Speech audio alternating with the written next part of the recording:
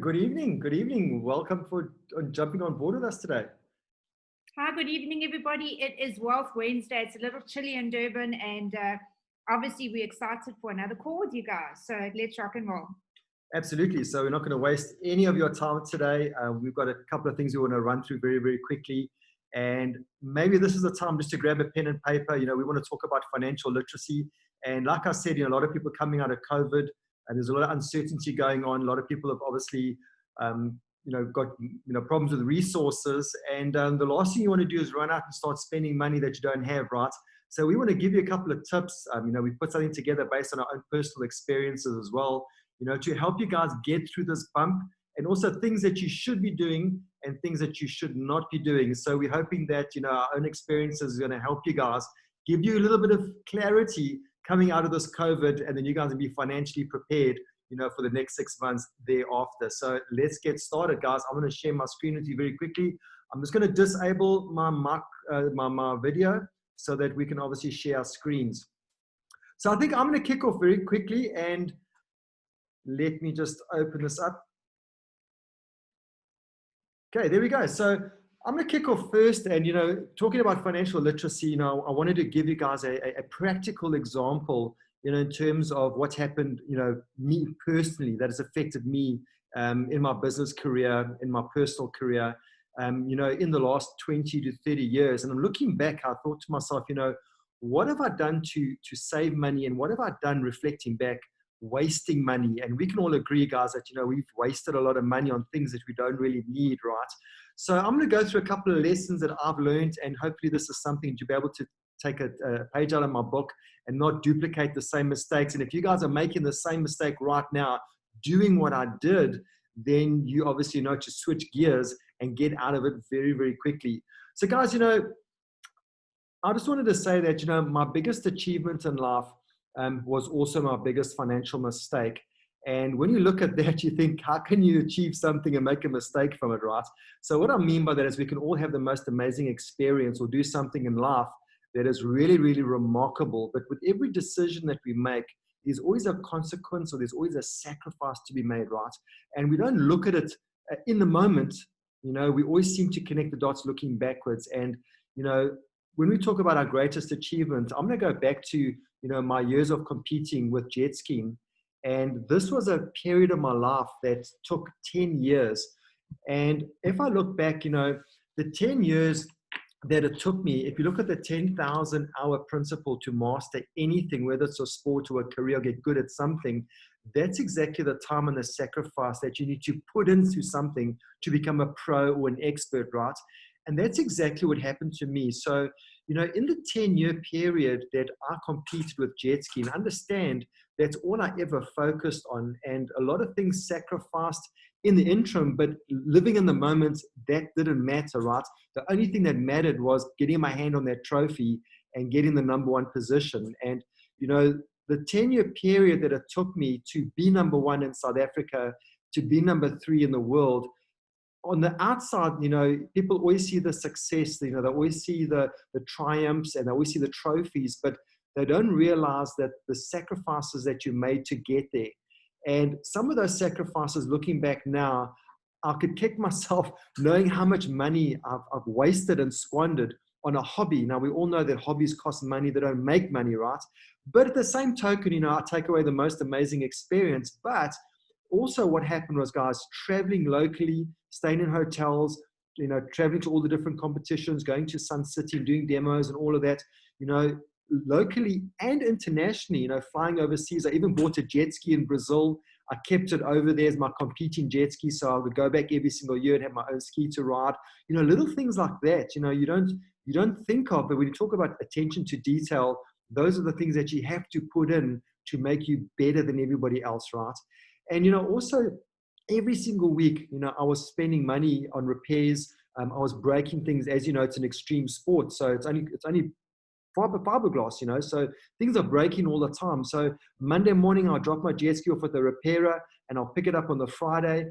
And trust me when I tell you, Monday when I wake up in the morning, I'm already focused on the Saturday.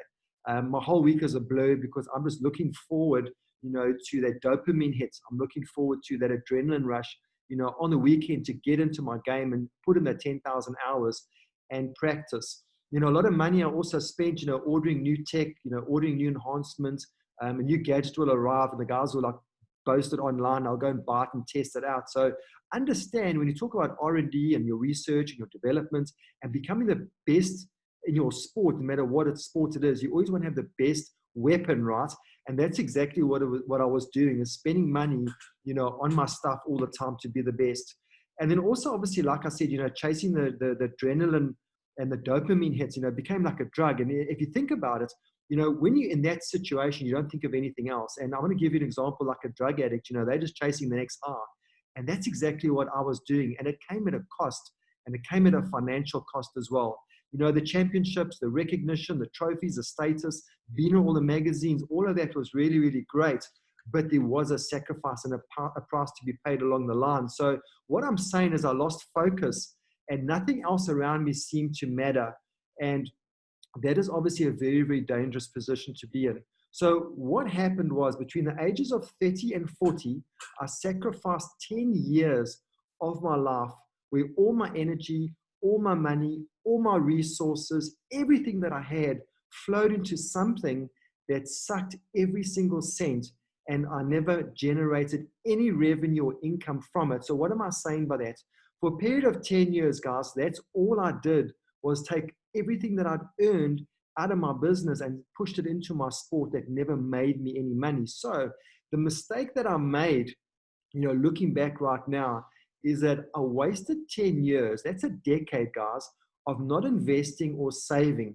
And in that 10-year period, all I really did was access money, access loans, have access to money that I didn't have, and push it straight into my hobby and obviously my competing expenses. So that is a lesson that I've learned looking back. And if you guys have got a hobby right now, that it's great to keep yourself busy with something, but if it's costing you money along the long run, you need to obviously switch gears and relook at that. So, my tips based on my own mistakes, looking back, there's a couple of good things that I've done, especially now later in life, I'm doing things very differently compared to what I did back then. So I'm going to give you guys 5 tips right now. I hope you're going to use them. I hope you're going to, if you do apply them or you're doing them already, congratulations, you are on the road to financial literacy. So guys, very quickly, I want to start off with, this is my game, this is my business. In insurance, we deal with cars all the time, insuring cars. And there's one thing that Sally and I have never done, is we've never bought a brand new vehicle. I've always bought a demo with about maybe 5,000 Ks on the clock, or bought a 1-year-old, never older than that, because you're going to pick up somebody else's wear and tear and expenses. And I'm never going to buy a brand new car, because the moment you drive it off the showroom floor, the vehicle depreciates by 30%. So my recommendation is rather let somebody else take the knock, let them drive the car and realize they don't want it, let them trade it in and take the financial hit of 30%, and then you, the smart buyer that comes in and gets it at the right price in terms of a demo or a 1-year-old. Trust me, guys, you're going to save yourself a lot of money just by that one tip. Another thing, obviously, do we save money right now? And 9 times out of 10, majority of the people don't. And I'm going to give you a very, very practical example. With this COVID and, people, going through lockdown and going at home, a lot of them have not received the salary. And the sad reality is majority of those people have not been able to save at least 1 month of their salary as a backup plan or as a safety net. None of them have done that. And what does that mean? Over the years, all people really have been doing is spending what they're earning. Guys, hear me when I tell you, you need to start saving money. If you cannot save 10% of 1,000 Rand now, trust me, you're never going to be able to save 10% of 100,000 Rand 10 years from now. The reason for that is you're always going to be spending what you're earning, and you're not going to have the fortitude and the sacrifice and the discipline to put money aside. So, if there's one thing you're going to learn out of this tip that I have to give you guys today, is try and save at least 10% of your salary. Do it now. You're going to bite the bullet. If you get a salary increase, put that increase away, guys, and trust me, you're going to thank me later. So here's a couple of tips, how you can invest your money, how you can save your money. However you want to do it is entirely up to you. Disclaimer, guys, I'm not telling you where to put your money. I'm just giving you some options of what, I've looked at over the years. and things that I've invested and put money into, that has helped me to save, because saving is a discipline, right? Retirement annuities is a great way to save. If you own a company, you obviously want to get the tax reliefs and the tax benefits from that. You put the money away, it comes off on a debit order, you don't know about it. And once it's a residual bill every single month, trust me, you get used to it. Also, what I've started doing in the last couple of years is buying shares. And the lovely thing about that is, if I get access to money that I never expected, what do? We normally run out and blow that money and buy a pair of shoes or buy a pair of jeans, right? I don't do that, guys. I take that money because I haven't banked with the money yet. For me, I see it as a gift, and I put it straight into my shares portfolio, and I obviously get access to acquiring more wealth doing it that way. You can also look at endowment policies. If you speak to your financial service advisor, there's a way of, I call it forced savings, because this is a 5-year, a 10-year, a 15-year, even a 20-year endowment, where it's structured according to how much you want to pay. And then it's like an insurance policy. You paid off over that term, and then you get all the money back plus interest as well. Another way is obviously open up a savings account with your bank. You can also look at fixed deposits as well, and also a call account. And a call account, obviously the interest is a little bit better, interest is a little bit more, and you can't have access to the money. So again, whether it's a 32-day call account or a 6-month call account, whatever the case may be, having access to the money is going to be difficult. So in a time of crisis, like right now, I need to access the money. If I've got a 32-day hold on that money, by the time the 32-day period is lifted, I probably won't need that money anymore. So it's a great safety net, to stop that compulsion in terms of spending. And another thing I want to say, guys, is pay cash for as much as you can. If you look at access to credit cards, loans, clothing accounts, things that put you into a debt situation, remember that you're going to be paid a very, very high interest rate, for these things. And I'm going to give you an example. The first day I started working and I got access to a credit card, guess what? You're probably in the same situation. What did we do? We ran out and bought stuff that we didn't really need, right? And we maxed out our credit cards because we could. We were financially illiterate. We had access to money that we never had access to. We maxed out our credit cards. And what happened after that? We stayed in debt. We maxed out our lifestyles, and we've never really been able to pay it back, right? What do we do then? We go out and take out another credit card. We max that one out. And now we've got 2 cards to pay. Or then we even go out and take out a loan, and now we've got 3. And then we need clothes because the kids need school clothes, whatever the case may be. So what do? We go and open up a clothing account. So guys, I know it's difficult, especially, when we're earning, when our income and our expenses are running parallel to each other, but you need to be disciplined in terms of trying to pay cash for as much as you possibly can. And this is a biggie, and we hear this all the time, but yet it falls on deaf ears. And, don't keep up with the Joneses. And what do I mean by that is that, the guy next door is probably living in a flash house. He's probably driving a beautiful car. But trust me, guys, this guy's more than likely drowning in debt. So, to keep up with your friends, to keep up with your peers, to keep up with appearances, these people don't pay our bills. And, it's financial suicide for us to try and keep up with people. And majority of those people that we're trying to impress, most of them aren't even our real true friends. We don't even invite them around for a bra, yet we're worried about what they think of us, and trying to, wear the nice clothes, drive the nice cars, live in the nice homes. So don't keep up with the Joneses, guys. They got their own problems of their own. Look after your own household, look after your own pockets, and just remember, to look after your own finances as well. And I love this last one, frugal versus frivolous, because, when it comes to frivolous spending, I'm talking about compulsion spending. I'm talking about going to the gateway and walking the aisles and seeing something that's really, really nice. And you buy it not because you need it, because you want it, right? And a lot of us do that. And we spend money at the end of the month unnecessarily, that we could have taken that money, put it into a shared portfolio, put it into a retirement annuity. I mean, if it's 100 Rand a month that you waste on a pair of shoes or clothes or makeup, whatever the case may be, I know the ladies need makeup, but you could change your brands and save money, right? And you could take that 100 Rand a month, put it into shares or put it into a deposit, earning interest every single month, even 6% interest a year, and you're going to turn that 100 Rand into 1,800 Rand by the end of the year, right? So those are little things that you obviously want to look at. So guys, all I want to say is think before you spend.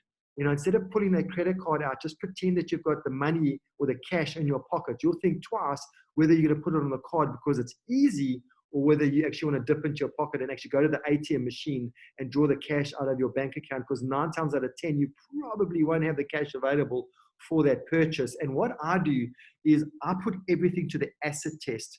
And what do I mean by that? Is if I'm going to spend money on something, I want to ask myself, will it make me money back? Is this going to be another hobby? Is this going to be another jet ski mistake?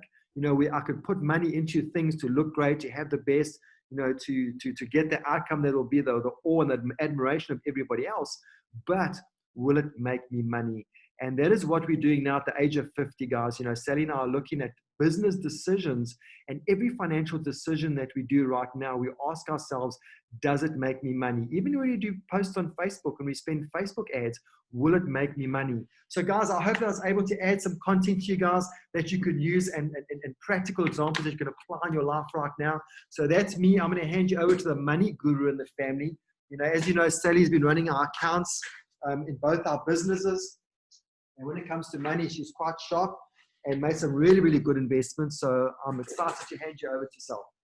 Hey guys, so I just want to share, I want to be able to see you. So I just want to be able to share my screen quickly. I know Andrew had quite a lot of slides and he didn't want to slow down the internet.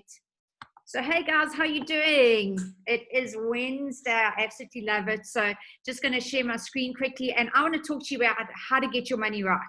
A couple of years ago, in fact 25 years ago, Andrew thought I was completely nuts about money. In fact, we used to argue. I used to give him heart palpitations about money because I'd want to make decisions to go and buy stuff that we really couldn't afford. But the reality is that the decisions that I've made have paid off now, 25 years later. So just quickly want to share with you, I'm going to give you my few slides. It's not a lot, and my stuff is really quick. So here's the deal. Never spend the money until you get it. So what I mean by that is a lot of us bank on we getting a salary at the end of the month. And I see something right now and I'm going to go and spend the money because I'm getting the money at the end of the month. The next thing is if you're on commission, you're in sales, a lot of us say, hey, we're going to be getting that commission in X time. But the reality is that you are not going to be getting that money until the deal's done. So if you are in a situation right now where you're spending money before you physically get it, before it physically hits your checkbook, your bank account, stop doing that right away. What you want to do is you want to get the money, you want to get the deal done, you want to have it signed, and the deal is never done until the money is in your bank account. Just remember that. So people are going to tell us they're going to do the deal. Unless that credit card's been swiped and you've got confirmation of transfer or transaction, the money's not there. So never, ever, ever spend tomorrow's money. I know a lot of us have got this thing, well, we'll spend it now and worry about it later. But the reality is that in this recession time, you've got to flip your mind. So you really want to be very conservative and you don't want to be spending tomorrow's money. Don't bank on money that's coming in 30 days time, because what if that money doesn't come in? So the next thing is you want to have the 100% rule. And, a lot of people hate this first one. I'm going to be very honest with you. The first couple of years that we were business owners, I've hated paying taxes. And I mean, it says it in the Bible. In the Roman days, people had to pay Caesar. There is always somebody that you got to pay. If you go back right to 1,500 years ago, there was always a tax that you needed to pay. And this is not going to go away. So the 100% rule is this, is 40% of what you make is going to go to taxes. And if you're an entrepreneur, you need to definitely bank on 40%. So you have to gear yourself up mentally that 40% of what you make is not yours. It's going to go to the tax man. And be vigilant, pay your taxes. Trust me, it will come back to you in some way. 40% of what you make is going to go back into your business. So if you're an entrepreneur, you're on your own, you are your business, right? So you need to invest back into your business, back into you. So Andrew and I have got two businesses. We've got a short-term insurance brokerage, and we've got the entrepreneurship, network marketing company. So we have always taken our money and put it back into our businesses. We've invested heavily back into them. So just remember that 40% goes back into your business. You live off 20%. The biggest mistake people make is that they take too big of a chunk of, when you are self-employed, and I'm talking about a business owner self-employed, a lot of businesses fail in the first 5 to 8 years because the person who starts it, or what they call the boss or the business owner, takes too much. They flip this around and they spend 10% on their business. They try not pay their taxes, and then they take 80% to pay themselves. And the reality is that they haven't given their business long enough to grow for them to start taking that out. So this is where it becomes difficult, where you now have to live on 20%.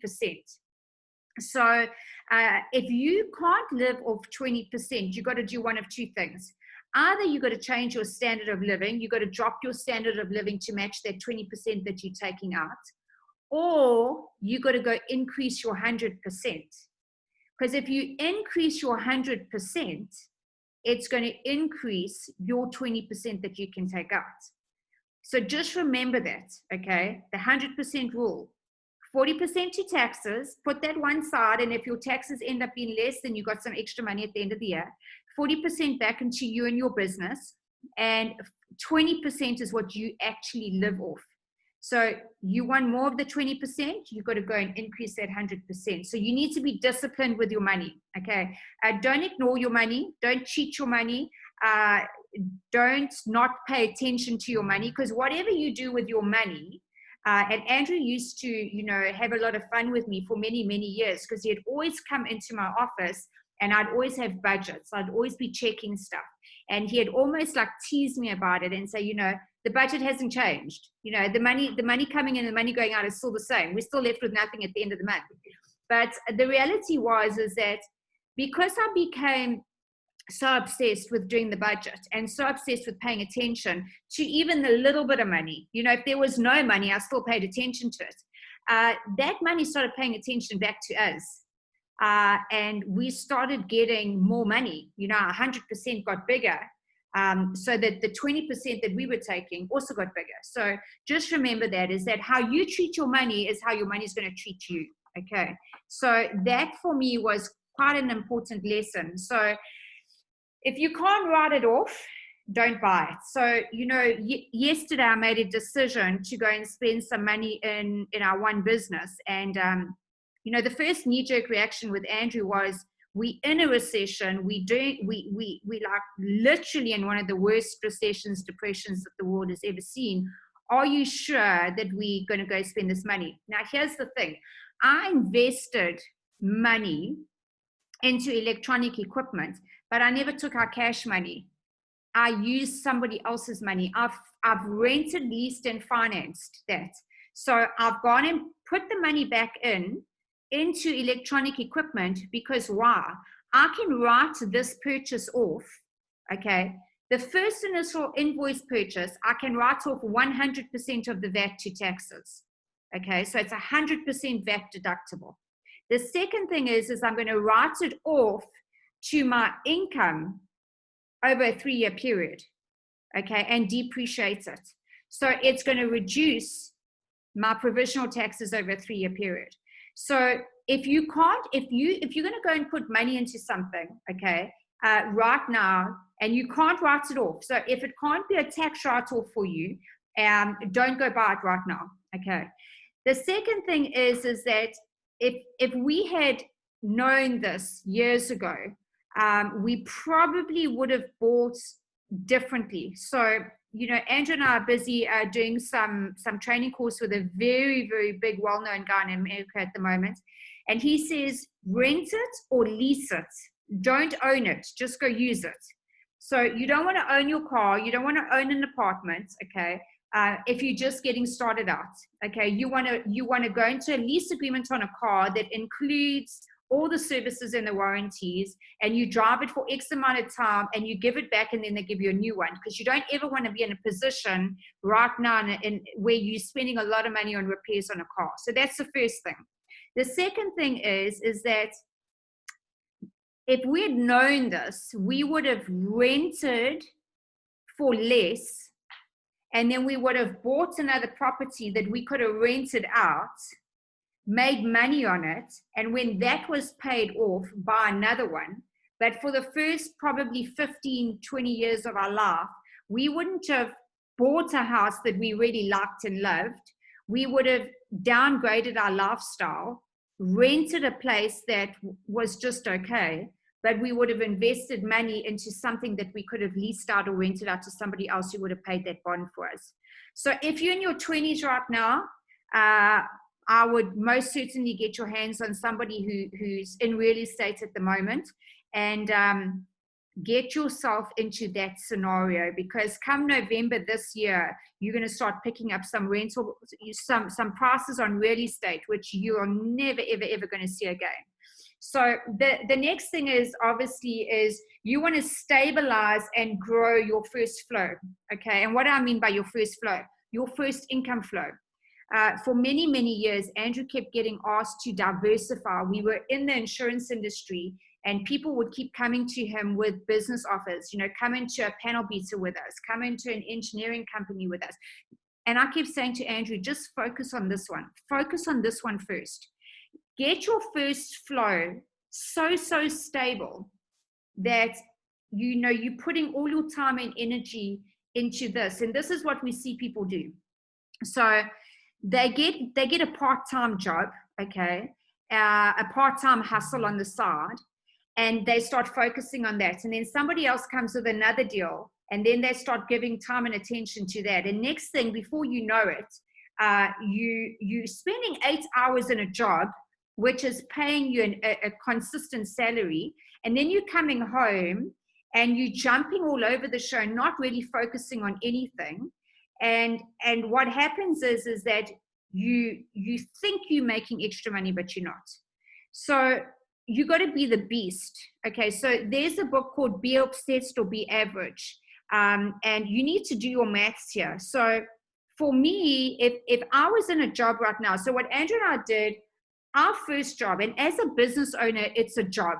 Don't kid yourself and say, wow, I'm a business owner. Okay, it's a job.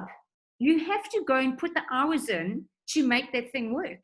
And if you don't go to work and do that business, you don't have a business. So I've always called those self-employed employees. So do your hours, get your first flow solid. And when that is 100% solid, then look at a second deal. So Andrew and I our first business was 23, 24 years old before we looked at our second income stream. And it's taken us 4 years to learn that business, 4 years to learn the second business. And now we're really starting to go out there and understand it. So you need to understand that. Then the next thing I want you to do is the 47 rule. Okay, so, you know, Andrew and I listen to the philosophies of Rich Dad, Poor Dad. And I know there's a lot of people that, you know, the 5-hour work week and, you know, don't go work for 40 years of your life, you know, 40 hours a week to pay off somebody else's stuff. What you want to be doing is you want to be doing your 40, 60, 100 hours a week. But you want to be able to have it that you're working 40 hours a week on your first income that pays the bills. Then you want to be able to say, I do work 60 to 100 hours a week.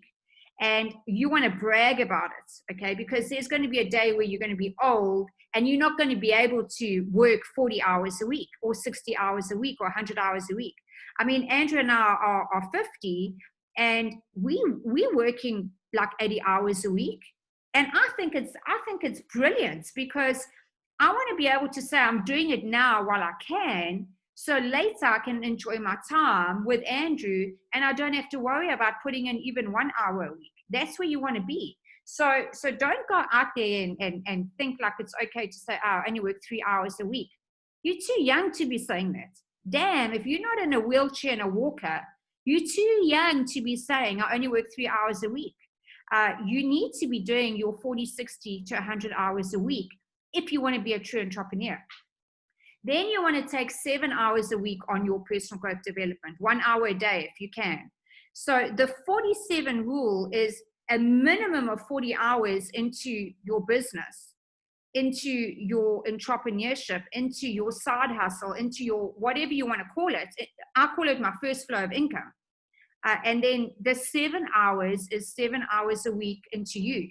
And don't kid yourself. You know, Andrew and I have tried to do this. We've done weeks where we've done Monday to Saturday, work. I mean, you must remember, we get home at 5:30 in the evening from our insurance brokerage, and then we start our second one, you know, until about 9 o'clock at night.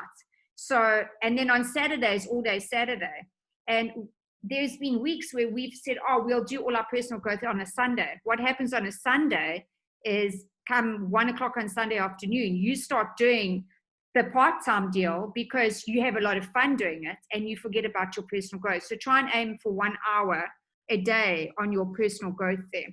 So what you want to do is you want to stay broke mentally, not poor. Poor is passing over the opportunity. You want to stay in a broke mentality. Now, Andrew and I had a big difference of how we spoke initially, because Andrew would always say, we don't have the money. And I would always say, how can I find the money? I'd want to go spend the money, okay, to buy the property, to do what I wanted to do.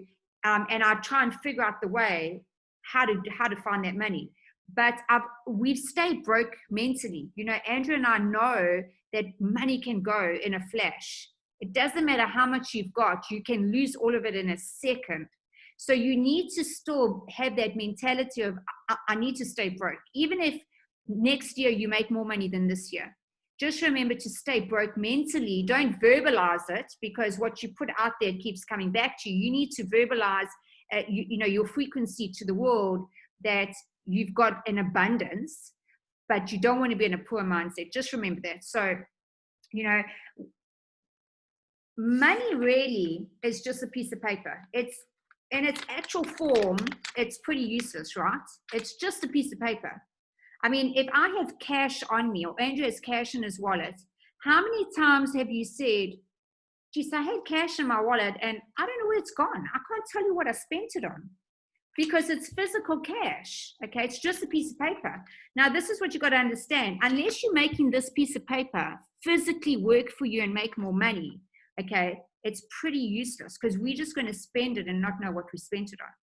So the meaning of currency is, it's current. It's got to be working for you. It's got to be in circulation. So how do you take this piece of paper and put it in circulation that it makes money for you? That's what you got to figure out. Okay. So that's where you want to be financially. And the way we figure it out could be different to the way you figure it out. The next thing is, you never want to lose your money. You always want to use your money. So, you know, it's the same thing as, like, I always say to Andrew, okay, do we have, if I've got an extra 100 Rand today, I want to take this 100 Rand and there's one of two things. Either Andrew's taking my 100 Rand and he's going to go buy some shares, okay? Because I know he always comes to me and says to me, hey, you've got some extra cash. He's always trying to hustle me for my extra cash, okay? Like, he's asked me 3 times this week, hey, when's Kulula starting to fly? When's British Airways starting to fly? And I keep saying, I don't know. Like, why? Because he's waiting to buy more shares, because he bought shares. He dumped some money in shares during COVID, and he's waiting for those shares to unlock so they can go up. So he's trying to hustle me. What cash have I got lying around so he can go buy some shares? Now, what I'm doing is I'm saying to him, have you got an extra 100 Rand today? Because I want to go do a Facebook or Instagram boost advert so that I can get another extra 50 to 100 names from social media that I can go and expose them to my one business. So that's where you want to be, is never lose money. Never leave money lying around, okay? Always find some way to monetize this money. So, you know, the next thing is that this mentor of ours right now told us, like, in the last couple of days, that if you do have extra cash, because right now not a lot of people have got extra cash lying around, okay? But there's going to come a point where you will have extra cash for sure, because that's why you're on this call, okay? And what he said to us is if you've got extra cash, you never want to have access to it. Why? Because it's too easy to go access that money. If it's sitting in your normal check account, your normal current account, and you see something in the store, we all buy on impulse. Okay, by nature, we are impulsive. We will go spend that money because it's easily accessible to us. So if you've got extra money that is not essential food, travel money, debit order, commitment money, your 20% living money, you want to take that extra cash and you want to put it into a bond account, a call account, a savings account, where you got to be able to either go fill out a whole lot of paperwork to get access to it, or it's got a 7, 14, 21 day, 30 day, 60 day wait. Because what's going to happen is that impulse is going to dissipate like in 7 days. I mean, the thought, if somebody says to Andrew and I, you got to fill out a whole lot of paperwork to get this loan, we're like, oh, we don't really need it. We'll find a way, because it's painful to do it. If the money's sitting in a call account, we like, okay, it's going to take us 30 days to get the money. Well, that's not going to work. We need the money today. Okay, well, do we really need it? So you see how your spend starts changing. So try and do that when you have some extra money, okay? And then you don't want cash, you want cash flow. Okay, so where can you use your money and where can you put your money that it's going to give you cash flow? Okay, because a lot of us don't think about that. Andrew and I weren't taught these kind of things in our 20s, and we wish we had had mentors around us in our 20s to teach us about money.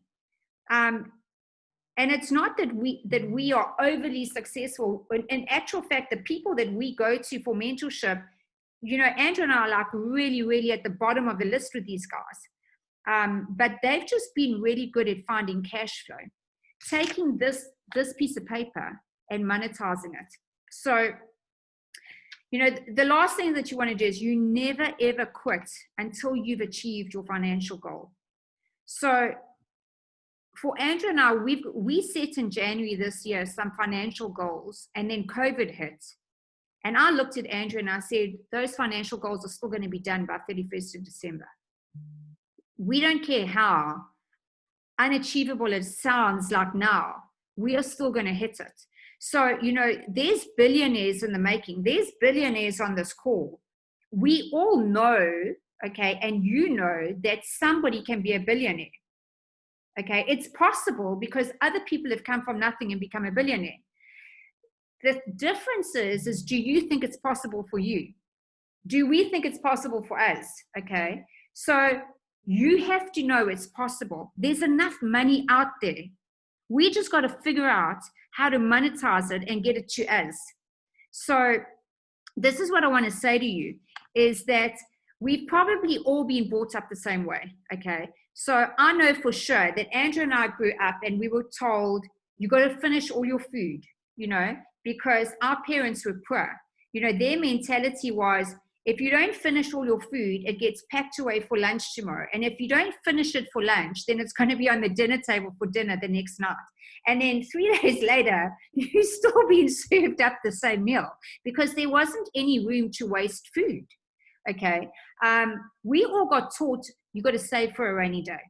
Okay. We all got taught like a penny saved is a penny earned. Those were our parents' mentality and blueprint, and that's what they put onto us. Look at, don't touch, money grows on trees. Money grows on trees, you know, all this kind of stuff, which in all honesty is a load of BS, you know, because the reality is you can't keep food for 3 days.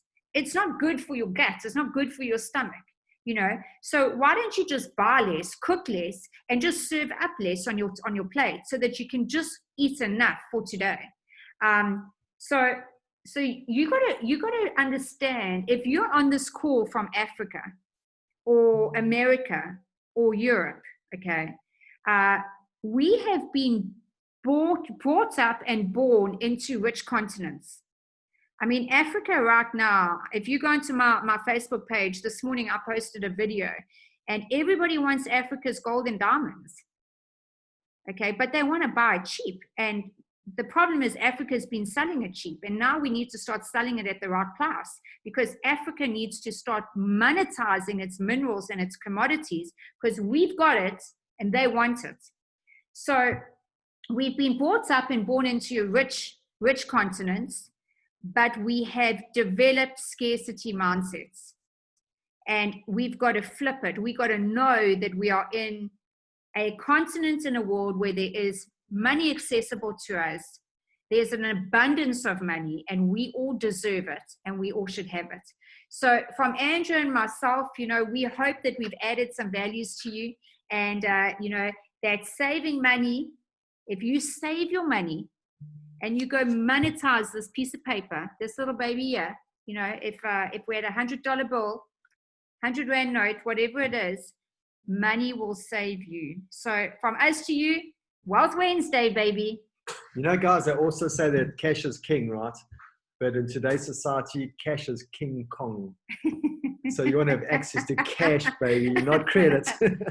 Okay, guys, it's been a blessing being on the call with you guys. I hope you're able to grab some stuff from this. I hope you can apply it. I hope you can use it. We're just sharing our own stories and things that have worked for us. And if you guys have got any questions on the call right now, we're going to open the line up. Shoot us with a call. We'd love to answer your questions based on our 25 years experience in business, 25 years in marriage. On Monday was our anniversary. So we've got a little bit of experience under our belt. We've made some mistakes. We've made some good decisions. Disclaimer, guys, okay? We are not gurus by any means, okay? So we're not here to do financial investments or anything like that. We are just sharing our 26 years of experience of learning very hard mistakes, hitting our head along the way, losing a business, doing another business, making success, losing success, and just knowing that we're just never ever going to quit. It's just not in our cycle. Quitting's not an option, guys. Yeah. So guys, if there's no questions, love from us to you. Let's go get the money. It's out there. Who's got my money? Let's get it. Who's got it? Cheers, guys. Have a great evening. God bless. Have a power week too. Bye.